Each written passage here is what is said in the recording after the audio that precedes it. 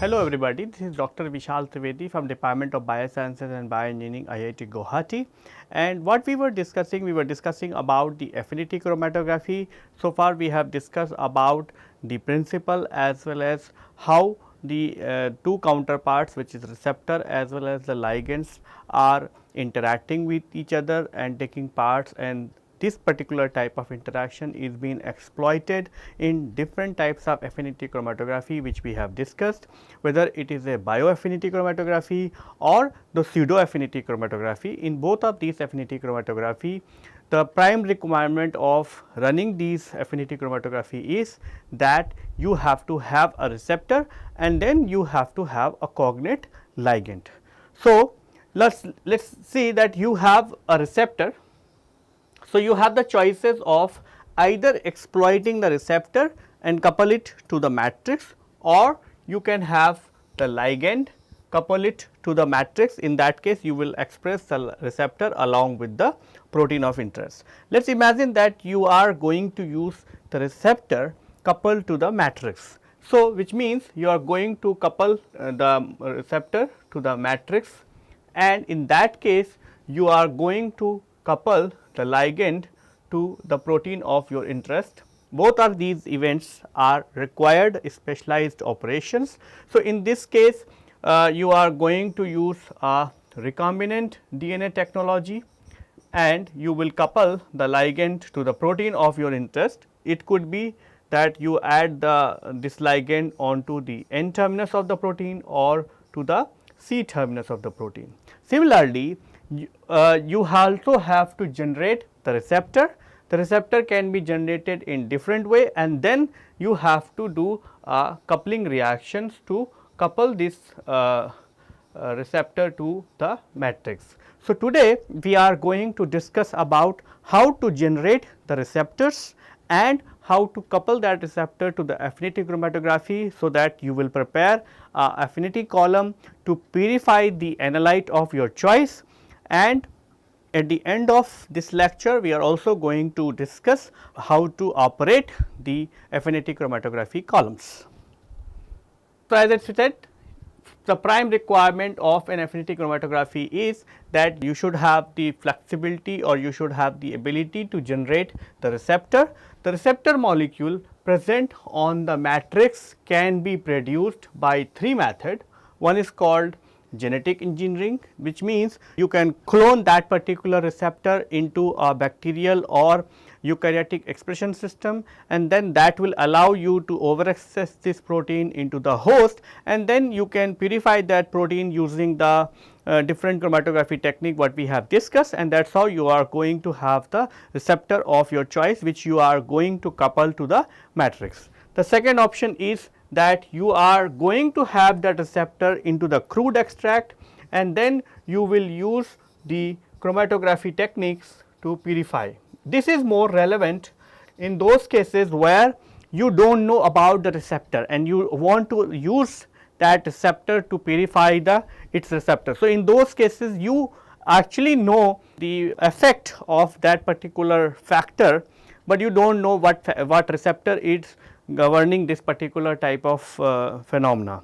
In those cases you are going to use some assay system, so that you will be able to evaluate the presence or the absence of that particular receptor into the crude mixture, and that is how when you pass through the crude mixture through ion exchange chromatography or the hydrophobic interaction chromatography or gel filtration chromatography, at the end of these chromatography techniques you are going to get the different types of fractions, and all these fractions you are going to test for the presence or the absence of this particular factor, which you are going to do by running some kind of assay system, and that actually is that assay based screening you have to perform to finally get the receptor into the purest form, which means you are going to get that particular receptor only, no impurities present. The third option is that you are going to use the antibodies as a receptor. So, in the today's lecture, since we already discussed about the genetic engineering approach, we have also discussed about how you can use the different chromatography techniques to perform the purifications. Now, we are going to discuss about how to generate the antibodies, because antibodies can be used as a receptor for any antigen or any ligand, because every ligand can be treated as an antigen. So, you can use an antibody to have the affinity for that particular ligand, and that can be used instead of using a receptor. If you want to do a antibody generation, the antibody generation is a multiple step process, and antibodies can be generated by two different types. You have the antibodies which are the polyclonal, and you can have the antibodies which are monoclonal. So, we are not going to get into the details of generation of the antibodies, whether it is polyclonal or monoclonal, because irrespective of whether you generate the polyclonal or monoclonal antibodies, ultimately you are going to use these antibodies to purify the ligand which is going to be the antigen in this particular case.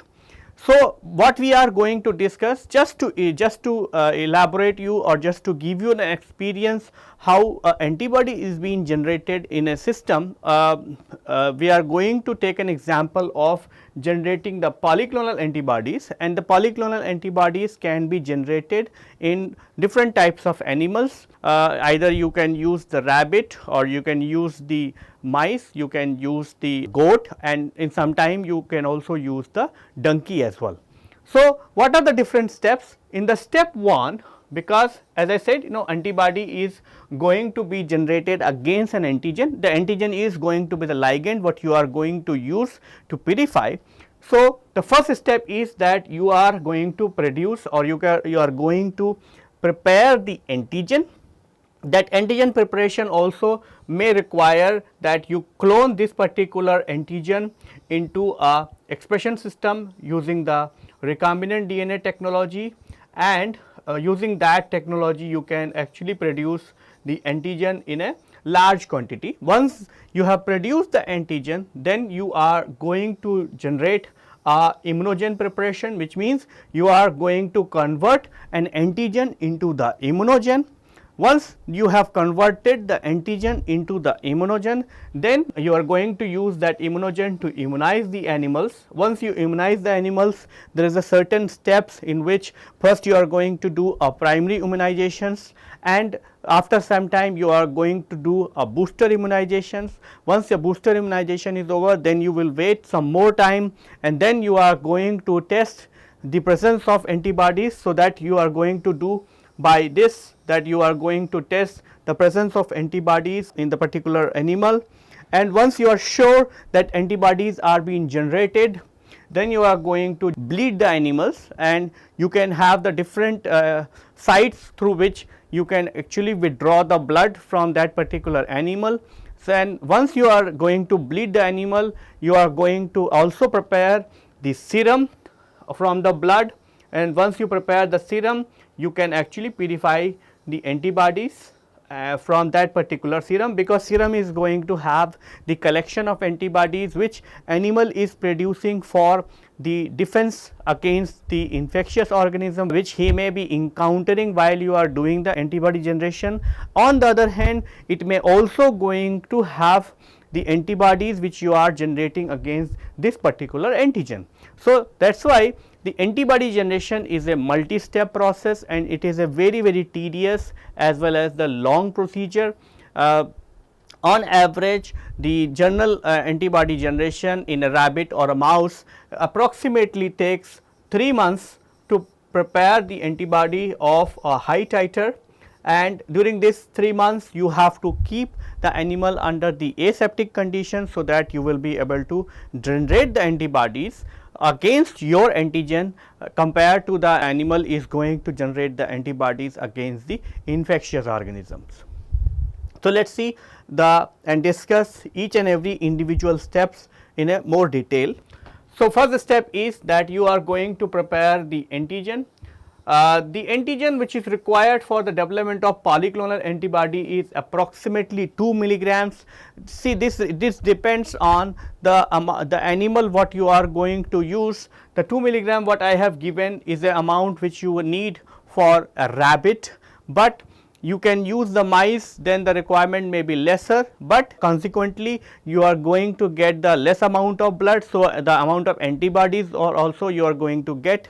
So, the first question is the animal which you are going to choose, and accordingly you have to prepare the antigen in the required quantity, and the choice of animal which you are going to use for generating an antibody depends on many factors.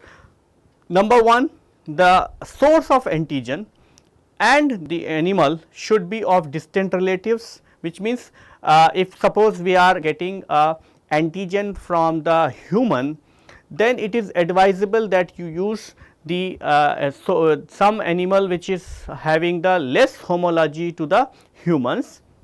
For example, you cannot use the monkey for generating the antibodies against the human protein, because in those cases the similarity between the protein which is present in the human versus the same protein which is present in the monkey may be very close, and in those cases the antibody may not, the antibody response of the animal is going to be very less. In those cases we will use some distant animal, for example, the rabbit or mice, and the mice and rabbit may be having the lesser homology compared to the monkey or chimpanzee.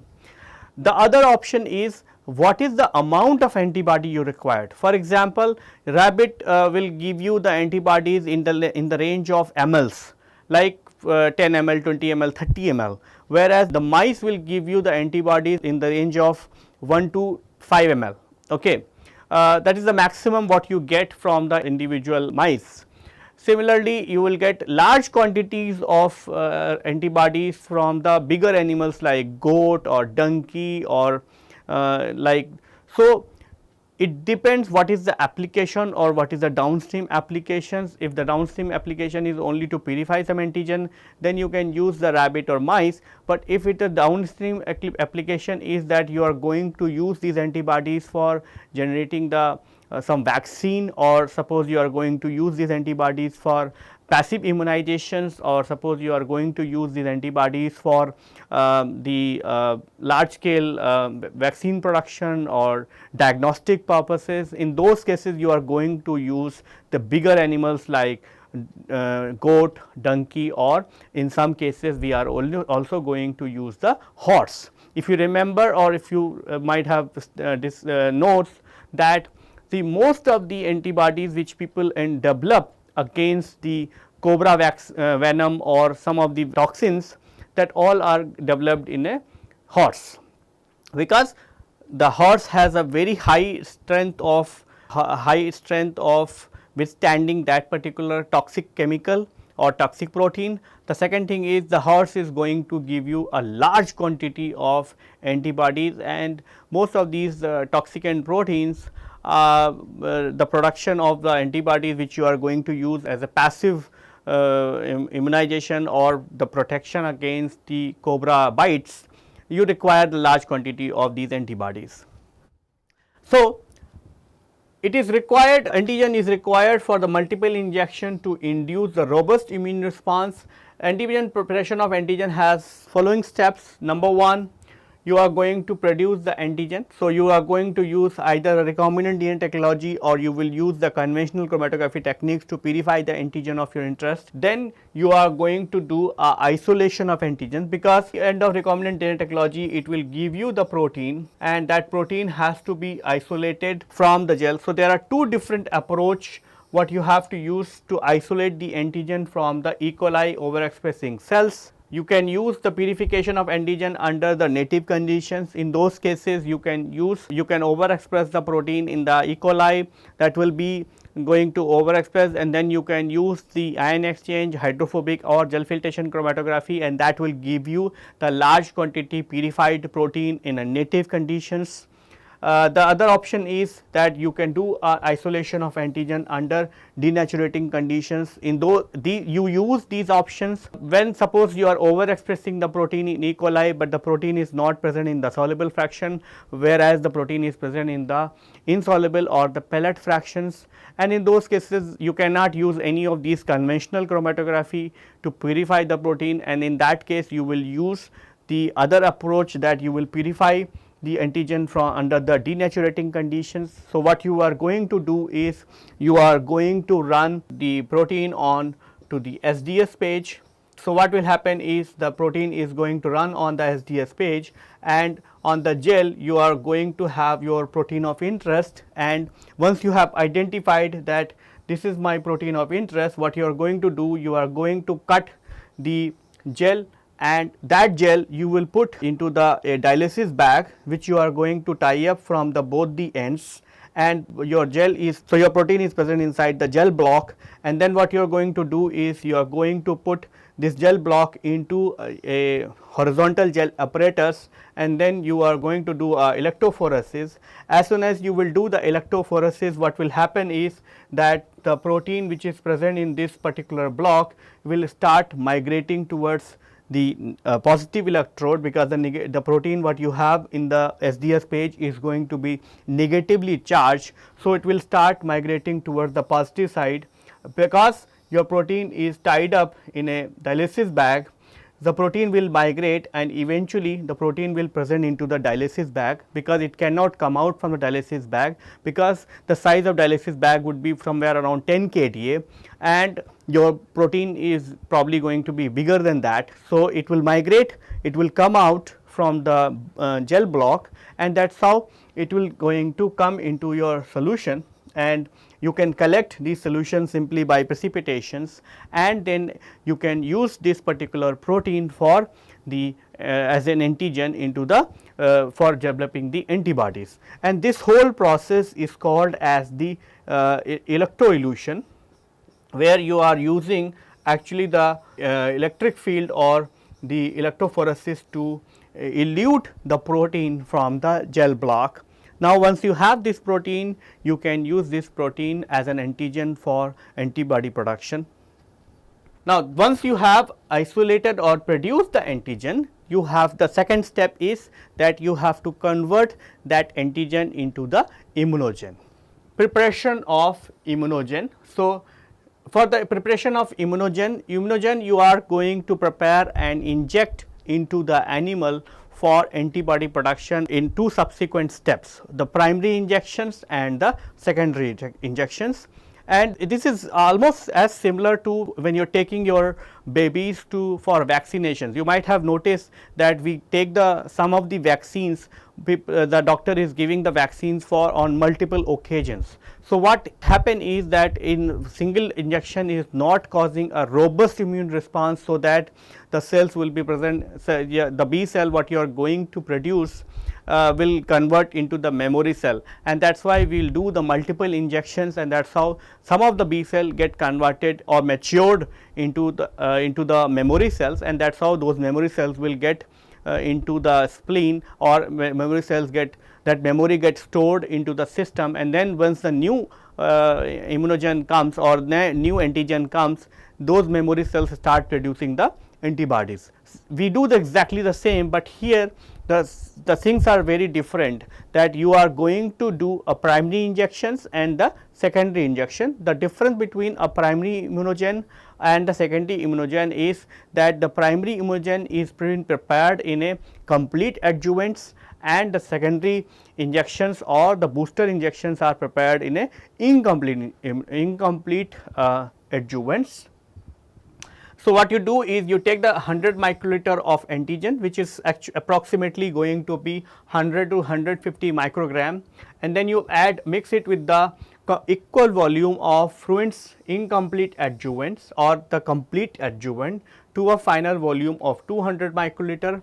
What is the difference between a complete adjuvant versus incomplete adjuvant is that the complete adjuvants actually contains the large quantity of MTB cell wall, and because of that it actually activates the system, so that the level of B cell, the level of the system is getting activated. So, when you are injecting the Mycobacterium tuberculosis cell wall into the system, you actually activate the system, so that a large quantity of B cell is present around that particular antigen, and there is a small quantity of antigen which you are going to inject into the primary injections. But in a secondary injections, this particular MTB cell wall is not present. So, in the secondary injections, by the time the response for the mycobacterium cell wall is going to be go down, and then you will inject the real antigen, and that is how the response will be very high, because the amount of B cells which are being under the active state are going to produce large quantity of antibodies. Now, once you mix it and make it 200 microliter, you mix these thoroughly to obtain a emulsion using a syringe or a pipette, and then after 4 weeks of primary injections. So, you are going to do a primary injection which you are going to prepare in a complete adjuvant. You will inject the first booster dose. You repeat the booster doses 4 to 5 times every 4 weeks to generate a robust immune response and the development of memory B cells, because these memory B cells are only going to give you the antibodies. Now, once you are done with this, then you have to do the immunization of the particular animal. In this case, we have taken an example of rabbit. So, you can see a rabbit in the picture. Before you start any experiments with any of these animals, what you have to do is you have to take these animals, put it under the acclimatization stage, where you are going to keep the animal in cage without any experiments, and 1 or 2 days you have to keep it in a cage, so that the animal is getting habitual for the cage and it may not feel any kind of discomfort. The second is you have to weigh the animal, so that you will know the weight of this animal, so that you can decide what is the amount of antigen or what is the amount of antigen you can inject. Because if the animal is very big or if the animal is very small, and if you inject the large quantity of this antigen, the antigen may give them the anaphylactic shocks, and sometimes that happen that you are injecting an antigen and that actually is causing the death of these animals, because they get such a large immune response that they could not be able to sustain, and as a shock to that particular immune response, they get they get very sick, and at the end they just die because of that particular immune response.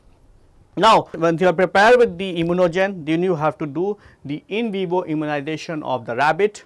Now, before you start the immunization, you take out at least 1 to 5 ml mice blood from the tailwind before your first injections. Because why it is required? Because so that you will know that what is the amount of antibodies are present into this animal, and this is called as the pre-immune sera. So, before you start with the immunization, you should keep the pre-immune serum, because that pre-immune serum is going to be used as a comparison to see whether the antibodies are being produced in that particular animal or not. You incubate the sample at 4 degree and allow the clot to form, and then centrifuge and prepare the serum. Okay. Now, you take out the animal. Okay. In the case of mice, we use the Balsi strain, and you sterile them by the spraying 70% alcohol. So, that does not mean that you are going to make them wet. You are only going to sterile the area where you are going to inject the antigen, so that it should not get any infection, because suppose the animal is dirty or it has some kind of infection on its hair, that infection when you inject and cause some injury, it actually is that infection may get access to the body, and that is how the animal may get an infection. So, before you do that, you have to sterilize the area. So, that does not mean that you just take the animal and dip it into the alcohol, which means the area where you are going to have the injection, you just sterilize that area. You might have seen many times when the doctors are going to withdraw the blood from your body, they just first sterilize that particular area with the alcohol swab, and then they only inject the needle into your body. Exactly the same what you have to do, because we are going to inject this particular immunogen into the animal. So, we have done the before immunization, we have collected the pre-immune sera, then we have disinfect the animal, and then you are going to inject 200 microliter in antigen mixture, and you will inject into the rabbit, and there are many places where you can inject into the rabbit. The most preferred area is that you inject onto the back side of the rabbit. So, the area where you can inject is on the back side of the rabbit, so that it should not cause any discomfort. Many of the people or many times what people do is they just inject onto the food paw. In those cases, once they develop the abscess, the mice or rabbit is having a very huge difficulty in terms of walking. Why the people inject into the food paw? Because in those cases the immune response is better, but in those cases the rabbit is having under more discomfort, and that is why I strongly recommend that we should inject the antigen on the back side of the rabbit. So, what you can do is you can remove some portion of the hairs, you sterilize, and then you inject the rabbit in a small quantity. So, 200 microliter you do not have to inject at one place, and you inject and makes the buttons onto its back side of this body.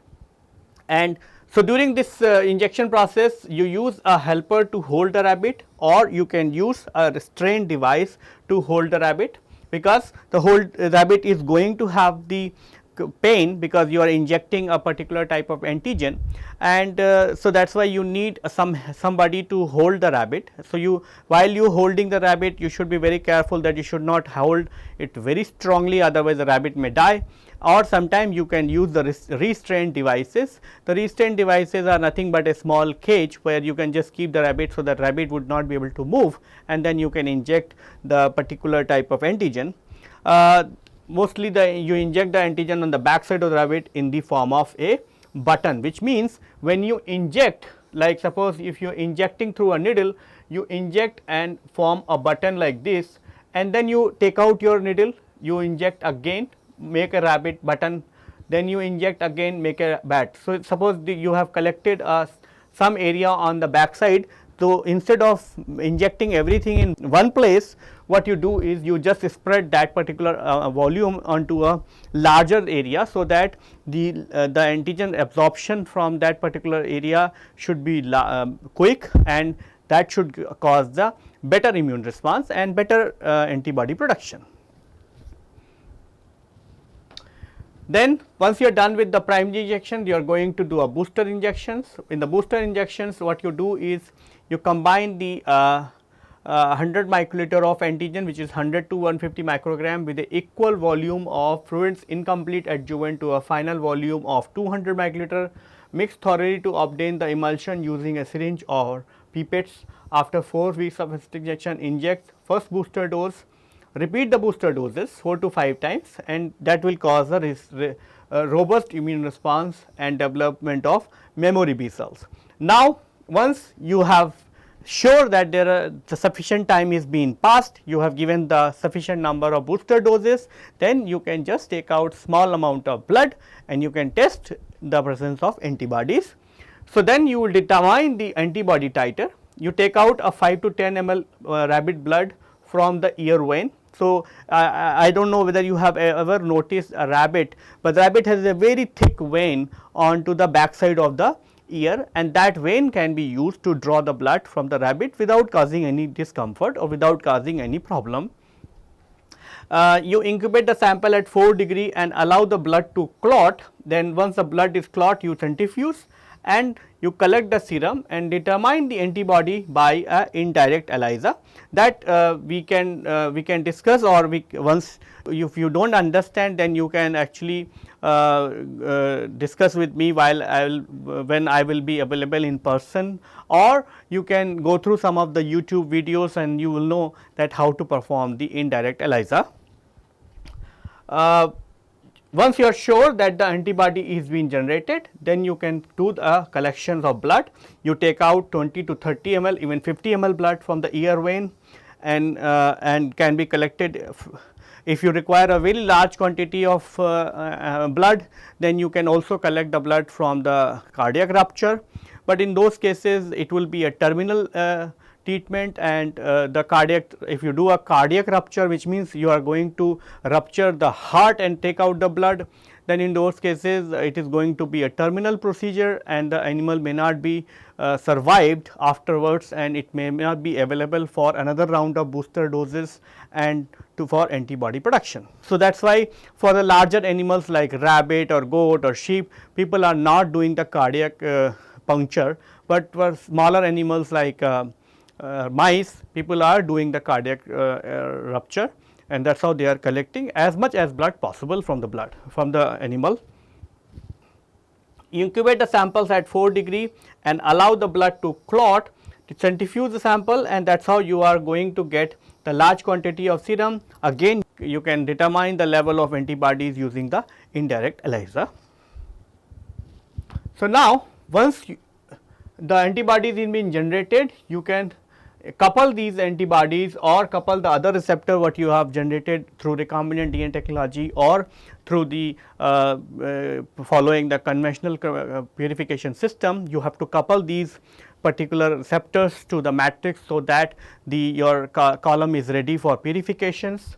In this coupling reaction is being done in 3 different steps. First, you are going to do a matrix activations, then you will do a covalent coupling utilizing reactive groups on the ligands, and then third, you are going to the deactivating the remaining active groups which are present on the matrix, which means in the step 1 you are going to generate or you are going to activate the matrix, so that the matrix is going to be having many of the active groups, and in that step you are going to add the ligand, so that all these active groups are going to make the bonds with the covalent bond with the ligand or the receptor. And then once you are done with that, suppose you have additional activation group, then you are going to destroy this activation group or you are going to deactivate these activation groups. In most of the cases, or whether you have generated the receptor through recombinant DNA technology or through conventional chromatography, or suppose you have generated the antibodies, most of the time the receptors are of proteinaceous in nature. So, in the protein, like you have two different sites for the coupling, which means you have 2 functional group.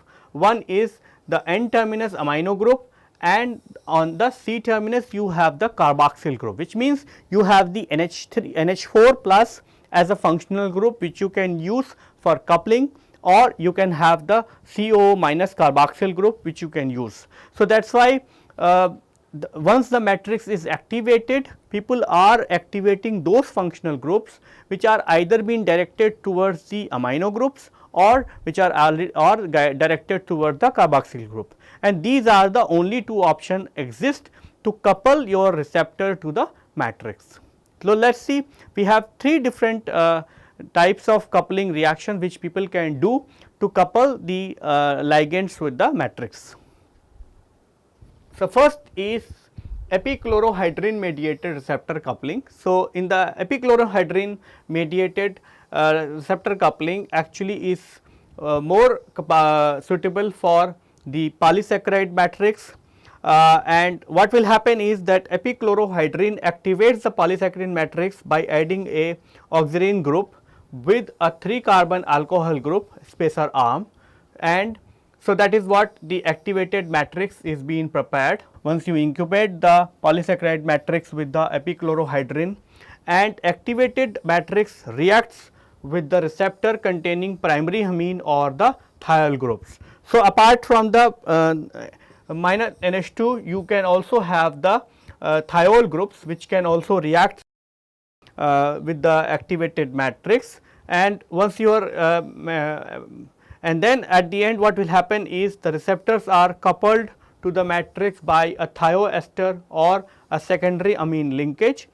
It can be able to couple hydroxyl group containing receptor molecule as well by a ether linkage.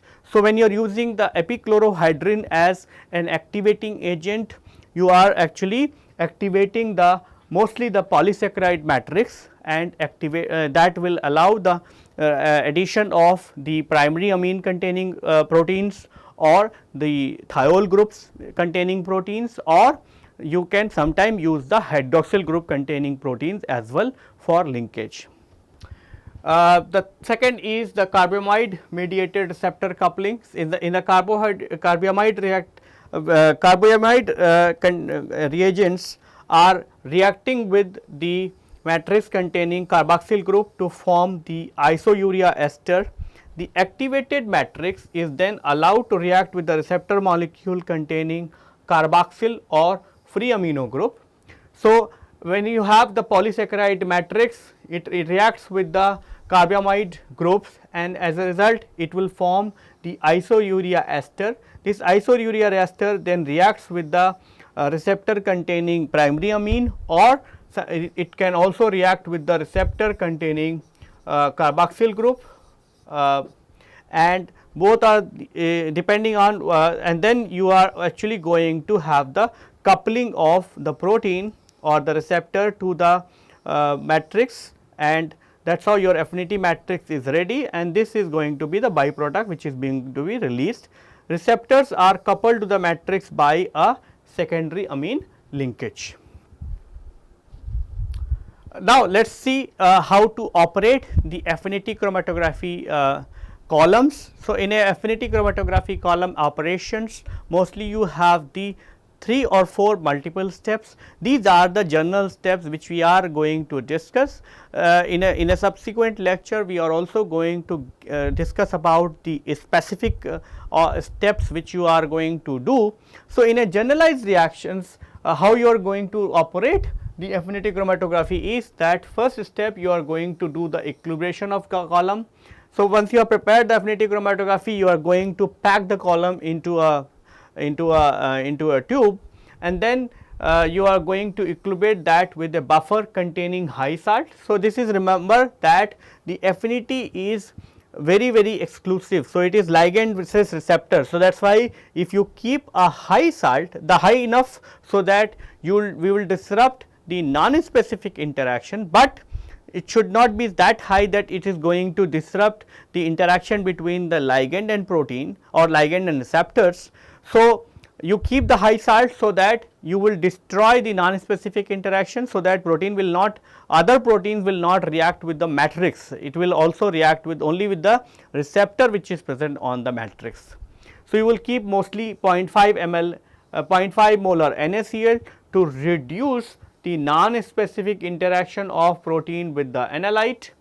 Now, you prepare the sample is prepared in the mobile phase, and it should be free of suspended particle to avoid clogging of the column.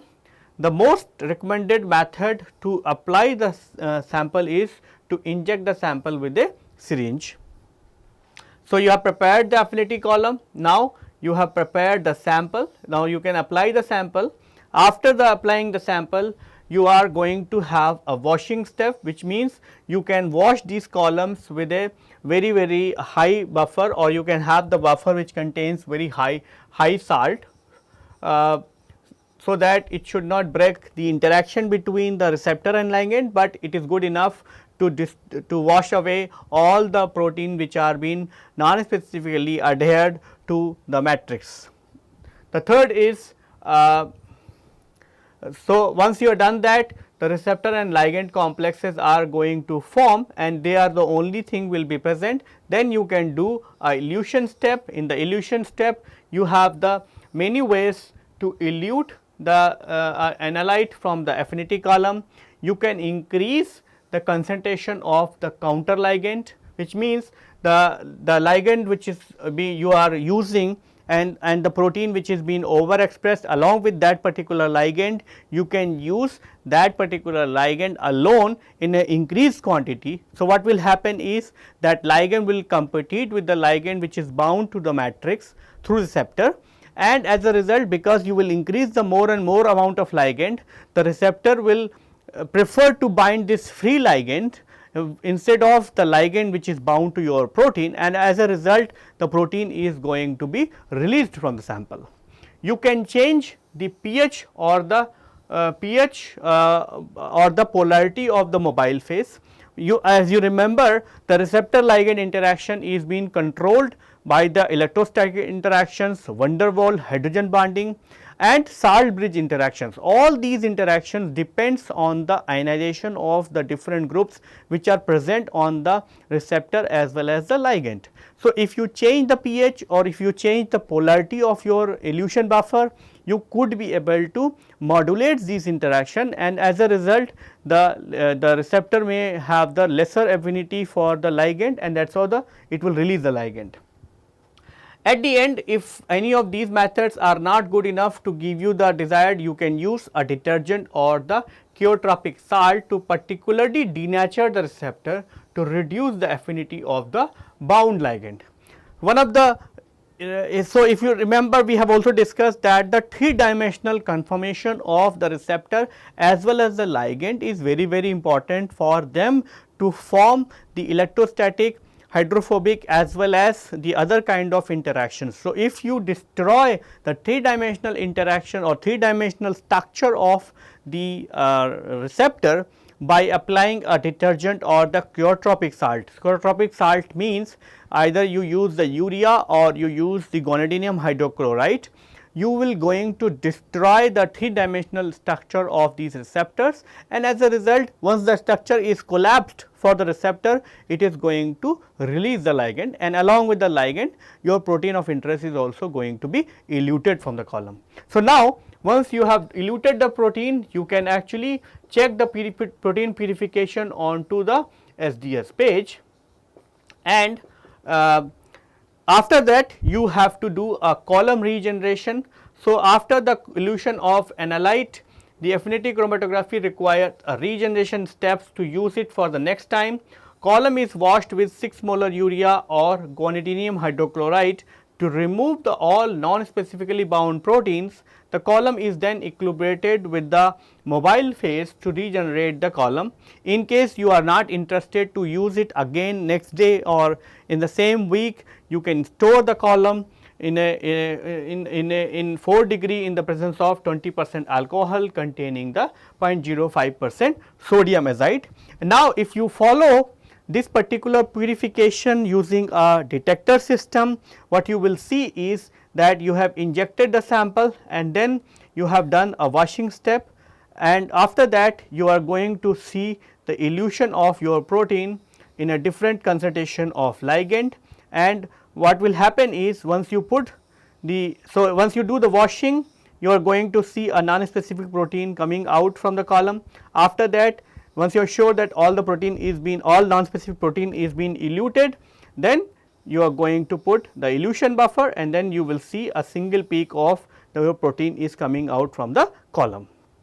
So, so with this we have discussed about the ion exchange chromatography, hydrophobic interaction chromatography and the gel filtration chromatography. And for the affinity chromatography, we have discussed about what are the different factors which are governing the interaction between the receptor and ligand, and how you can generate the receptors and how you can couple these receptors to the matrix. And now in the subsequent lecture we are going to take up the specific examples of affinity chromatography and how you can take those particular receptor ligand combinations to perform the purification of your gene of your protein of interest. So, with this I would like to conclude our lecture here. In a subsequent lecture we are going to take up few of the affinity chromatography related examples and how you can use them to purify the protein of your interest from the cells which are overexpressing your protein. Thank you.